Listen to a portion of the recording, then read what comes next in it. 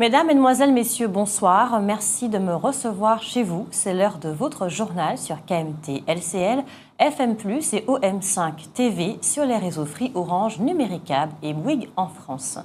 Voici quelques-uns des sujets que nous allons aborder ce soir. Le passage de l'ouragan Matthew est lourd de conséquences.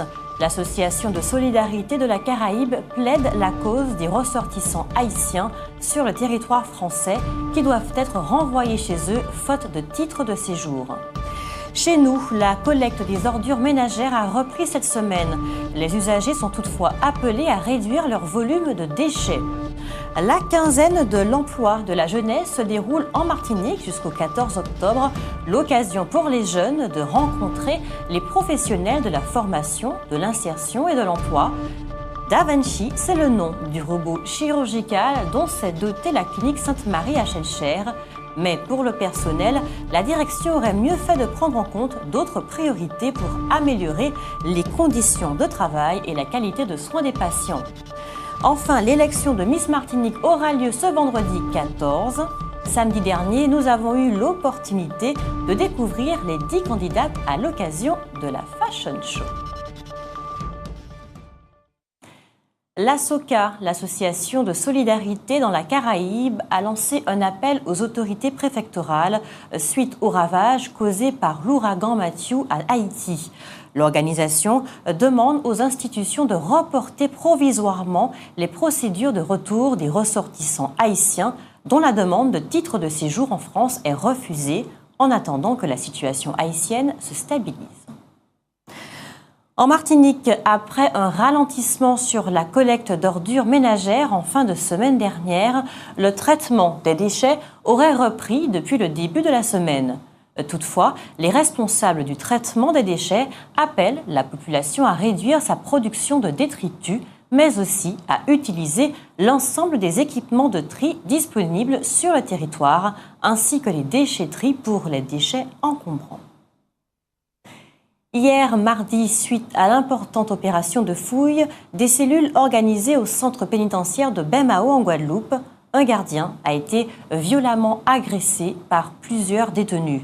Précipité à terre, il a ensuite été roué de coups jusqu'à l'intervention de ses collègues.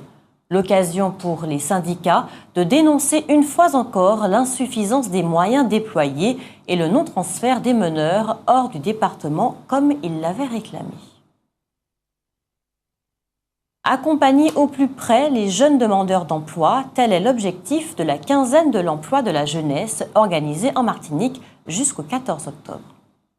Le 10 octobre, en partenariat avec la ville du François, l'agence Pôle emploi a accueilli quelques 300 jeunes.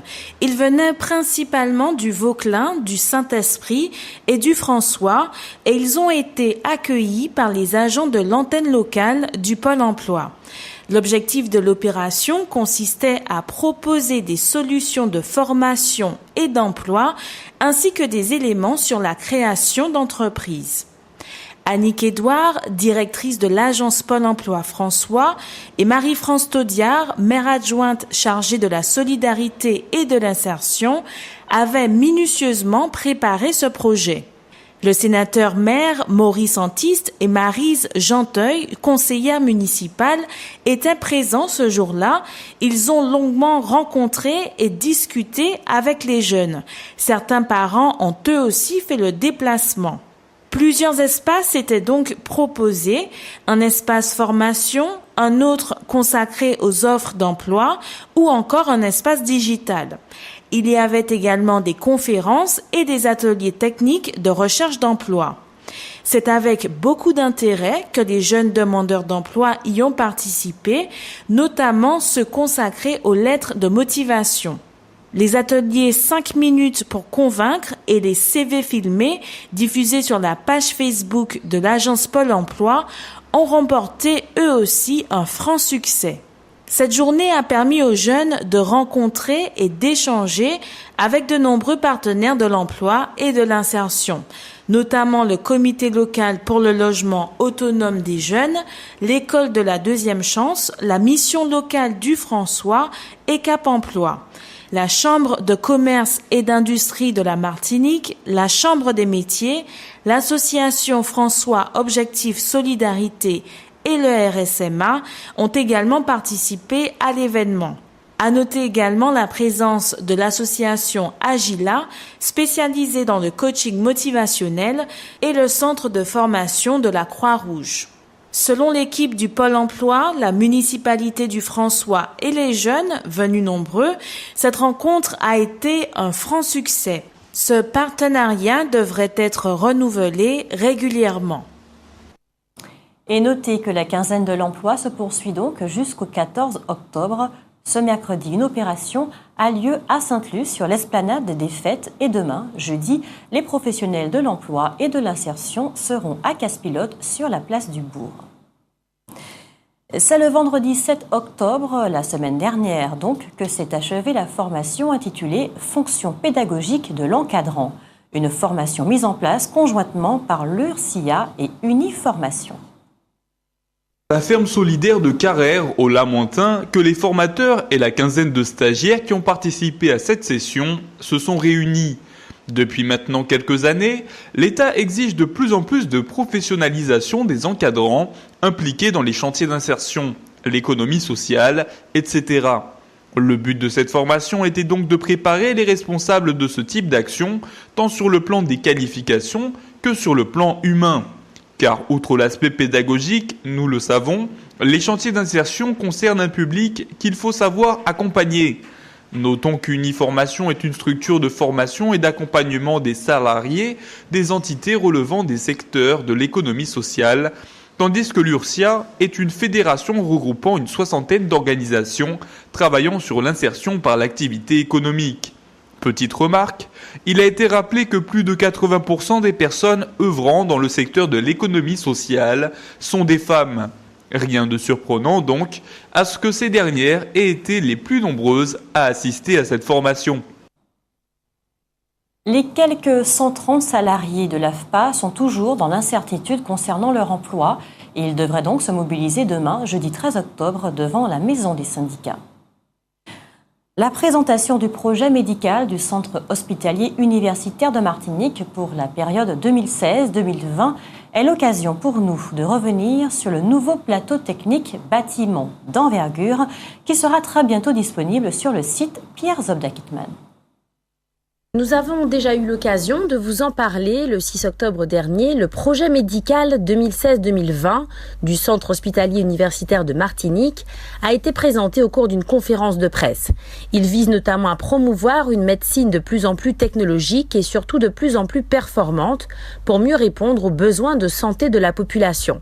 Il a notamment été question des différents sites qui composent désormais notre CHUM, de l'hôpital Clarac au centre Emma Ventura, en passant par la maison de la femme, de la mère et de l'enfant et les hôpitaux de Mangovulsin et Trinité.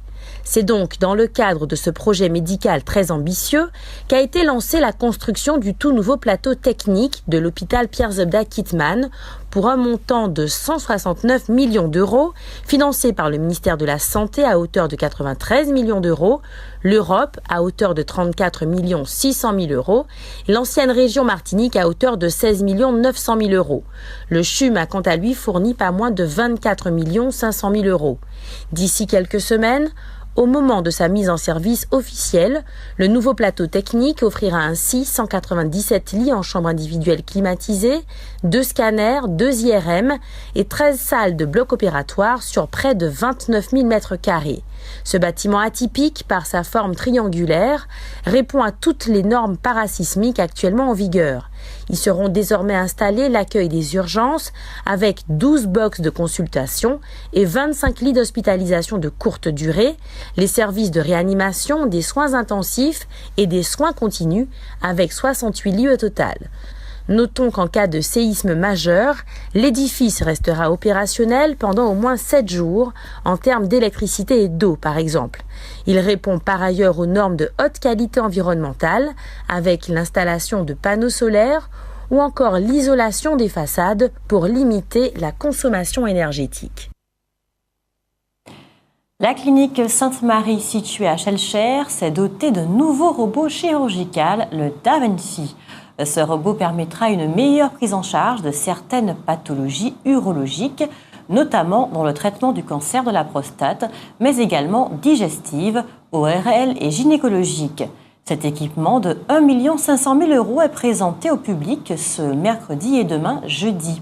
Il fait partie du vaste projet de rénovation de la clinique Sainte-Marie, mais pour le personnel, il y a d'autres priorités. Lors de la présentation aujourd'hui mercredi, les salariés ont fait part de leurs revendications. Ils ont à nouveau dénoncé les conditions de travail et le manque de moyens matériels nécessaires au traitement des patients.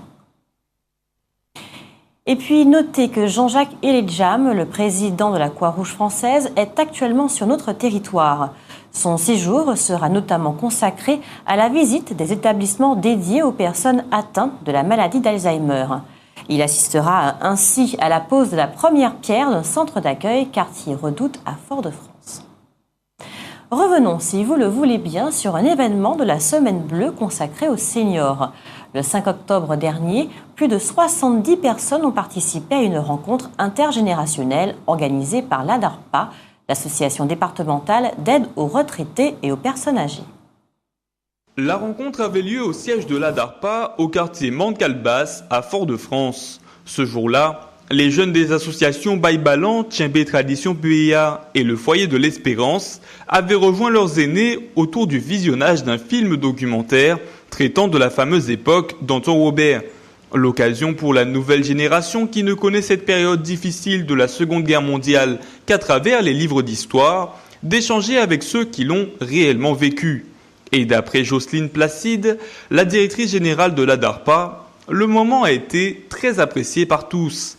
Rappelons que le thème de la Semaine Bleue de cette année 2016 est « À tout âge, faire société », c'est-à-dire la lutte contre l'exclusion des aînés d'une société qu'ils ont eux-mêmes contribué à construire. Il y a du nouveau à Lens-Gouraud. Suite à un accord conclu ce mercredi matin entre la DEAL et le promoteur immobilier concerné, les travaux ont repris sur le chantier de la résidence à Schellcher. Rappelons que la Sopamar s'était mobilisée contre l'enrochement illicite du bord de mer durant le chantier de construction de cette résidence. Les travailleurs devront donc remettre le site dans son état d'origine conformément à la loi. Les élus de la municipalité du Diamant tiennent compte des recommandations de la Chambre régionale des comptes pour assainir les finances de la commune. Hier, mardi, réunis au conseil municipal, ils ont préconisé qu'il n'y ait pas d'augmentation significative des impôts. Cette proposition sera donc soumise à la Chambre régionale des comptes. C'est ce que redoutaient les professionnels. Le bilan du passage de la tempête Mathieu sur la culture de la banane est désastreux. 30 000 tonnes sont perdues, soit près de 60% de la production 2016. Cela représente un manque à gagner de plus de 50 millions d'euros pour la filière. De plus, la récolte de l'année prochaine pourrait, elle aussi, souffrir des dommages survenus ce mois-ci. Souvenez-vous, nous avons eu l'occasion d'évoquer l'expédition intitulée Madibentos, menée chez nous par le Muséum national d'histoire naturelle, MNHN, dans le but d'explorer la biodiversité négligée. 60 participants, plongeurs et scientifiques, originaires de 13 pays différents, sont ainsi partis à la découverte des richesses de la biodiversité marine martiniquaise. Tous les éléments constitutifs de la faune et de la flore étaient concernés par cette expédition pour le mot original, qui s'est achevée hier, mardi 11 octobre, pour partager cette extraordinaire aventure avec les plus jeunes, qui seront demain les adultes capables de façonner notre histoire. Certains des participants sont allés à la rencontre des collégiens de Fernand-Donatien, établissement situé à Dillon, à Fort-de-France. Ils ont ainsi proposé sur place une présentation des organismes marins qui ont été étudiés au cours de cette expédition et un atelier pédagogique autour des espèces récoltées dans le cadre de Madibentos.